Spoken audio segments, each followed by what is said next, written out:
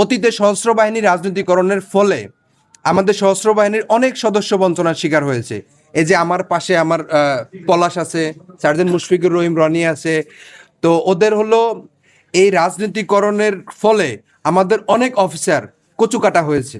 এই রাজনীতিকরণের ফলে আমরা অনেক সৈনিক ভাই তার ন্যায্য অধিকার থেকে বঞ্চিত হয়েছে। এবং সেটার জন্য আমি মনে করি যে সশস্ত্র বাহিনীতে যখনই রাজনীতির থাবা আসবে, ওই সশস্ত্র বাহিনী আর জনগণের সশস্ত্র বাহিনী থাকে না।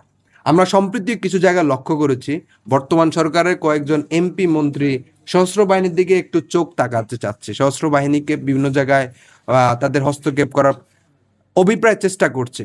তো সেজন্য সকল রাজনীতিবিদদের উদ্দেশ্য বলবো সশস্ত্র বাহিনীতে যদি রাজনীতির হস্তক্ষেপ শুরু করেন, তাহলে সেটার পরিণাম 5th অগাস্টের চেয়ে খারাপ হবে।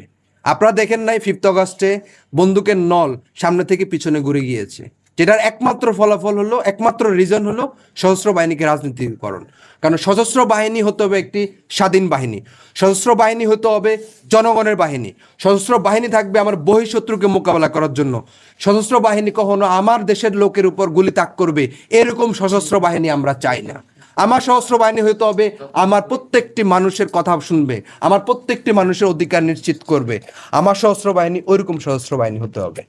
এবং অ্যাট দ্য সেম টাইম আমি আরেকটা জিনিস বলতে চাই যে আমাদের সশস্ত্র বাহিনীর সৈনিকদের কিছু দাবি দেওয়ার প্রেক্ষিতে ভবিষ্যতে আমাদের সৈনিকদের জন্য মাননীয় প্রতিরক্ষা উপদেষ্টা যে উদ্যোগগুলো নিয়েছে সে ব্যাপারে আমাদের vice president sergeant Mushfiqur Rahim Roni সে বিস্তারিত বলবে।